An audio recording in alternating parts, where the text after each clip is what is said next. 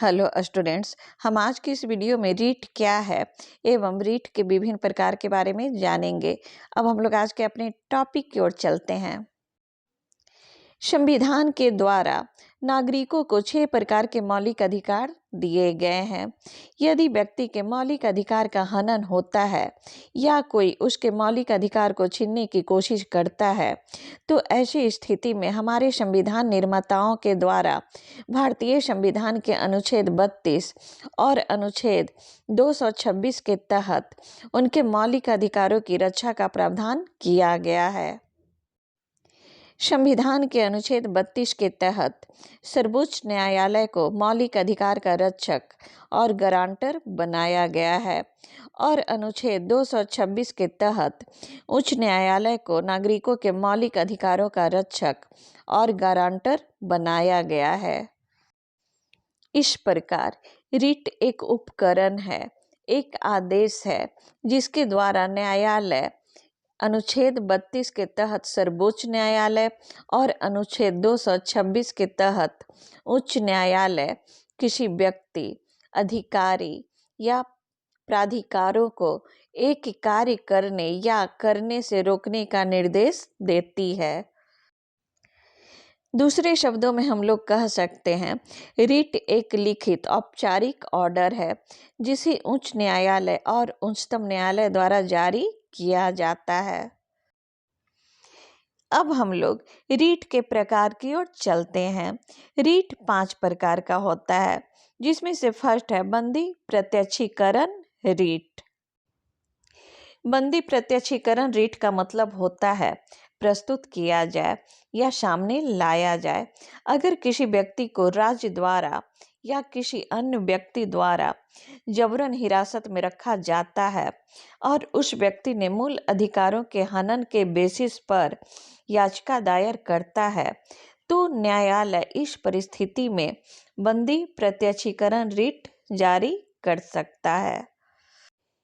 रीट का दूसरा प्रकार है परमादेश। परमादेश का मतलब होता है हम आदेश देते हैं। यह एक ऐसा आदेश है जो सार्वजनिक इकाइयों, अधीनस्थ न्यायालयों, निगमों, प्राधिकरणों और सरकार को जारी किया जाता है।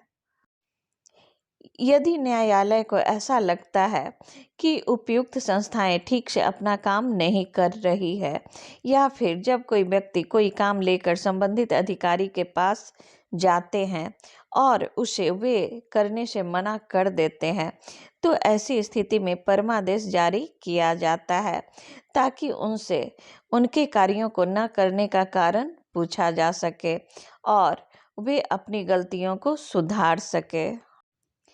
परमादेश भारत के राज्यों के राज्यपालों, राष्ट्रपति, उच्च न्यायालय के न्यायाधीशों के विरुद्ध जारी नहीं किया जा सकता। रीट का तीसरा प्रकार है प्रतिषेध। प्रतिषेध का शाब्दिक अर्थ रोकना होता है। इसे किसी उच्च न्यायालय द्वारा अधीनस्थ न्यायालयों को अपने न्याय क्षेत्र से बाहर के न्यायिक कार्यों को करने से रोकने के लिए जारी किया जाता है।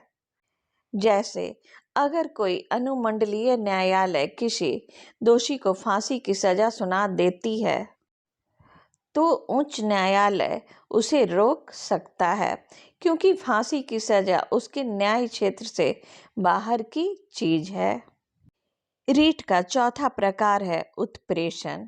उत्प्रेषण का शाब्दिक अर्थ है प्रमाणित होना या सूचना देना।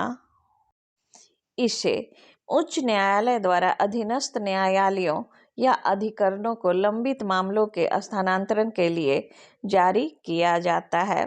अर्थात जब भी किसी उच्च न्यायालय को लगता है कि किसी खास मामले की सुनवाई और उसका पुनरावलोकन उसे खुद करनी चाहिए, जबकि वो मामला किसी निचली अदालत में होता है, तो ऐसी स्थिति में कोई भी उच्च न्यायालय या उच्चतम न्यायालय उत्प्रेषण जारी कर वो मामला अपने पास मांग सकता है।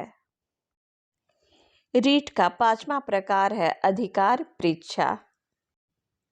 इसके तहत न्यायालय यह जांच कर सकता है कि कोई व्यक्ति जिस किसी भी सार्वजनिक पद पर है वो उस पद पर रहने के योग्य है या नहीं।